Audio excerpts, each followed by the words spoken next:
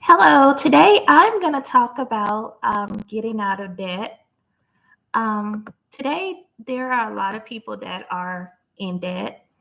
And today, I want to talk about grocery shopping, how to grocery shop on a budget.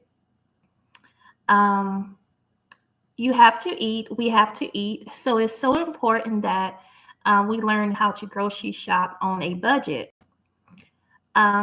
If you're right now, if you're working on getting out of debt, it's a great idea to consider cutting back on your groceries, learning how you can shop and buy groceries on a budget. Today, I am going to share with you some tips that I use to help me budget for grocery on my debt free journey.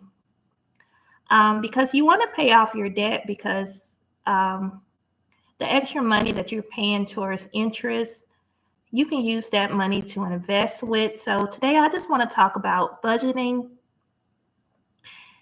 and how to do it when you're shopping for groceries.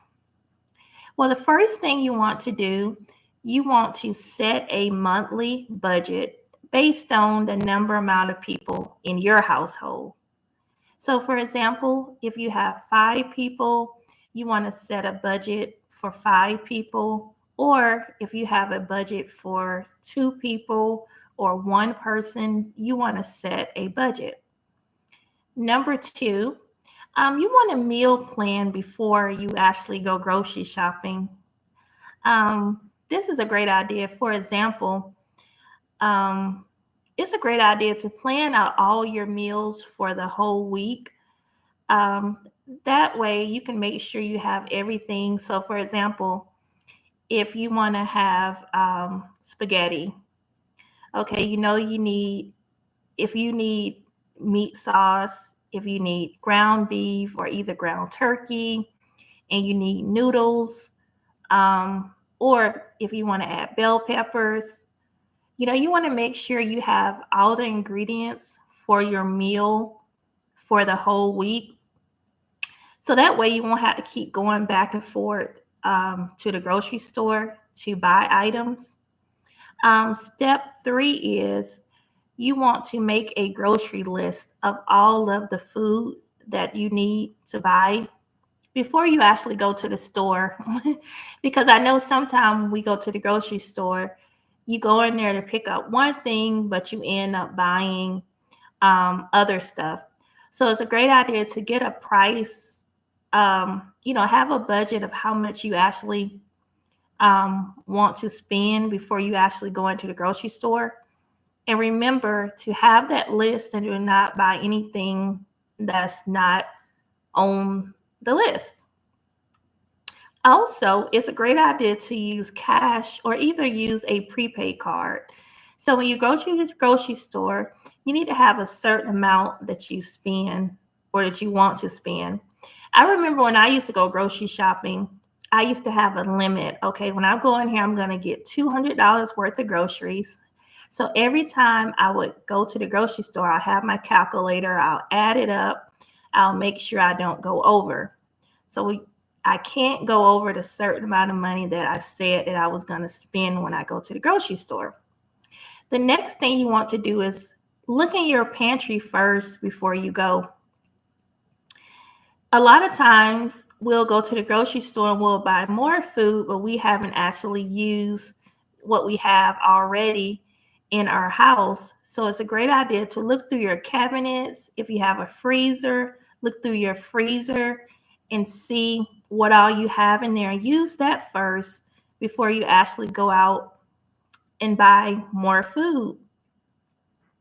And see what kind of meals that you can make for whatever you have inside of your house. For example, if you have meatloaf mix like ground beef and onion, you can make meatloaf. With meatloaf, you can eat off that for 2 days. So just think of how you can cook and how you can make your meals actually stretch. Also, you want to buy generic brands or store brand. So this will be, a whole lot cheaper instead of you always buying name brand.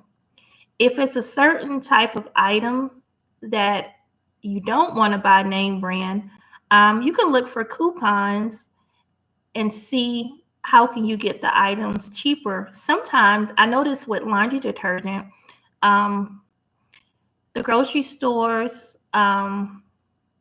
sometimes they have coupons. Also, some of the locals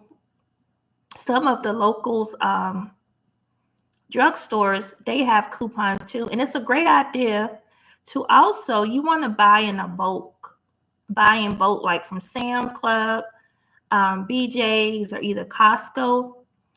It's such a great idea to do this because you don't want to have to keep going back and forth to the grocery store getting this item. You might pay a little more do you want to up front, but the item will last you longer.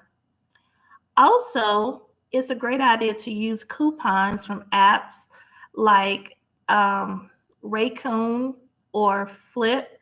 This will help you get discounts off of your groceries.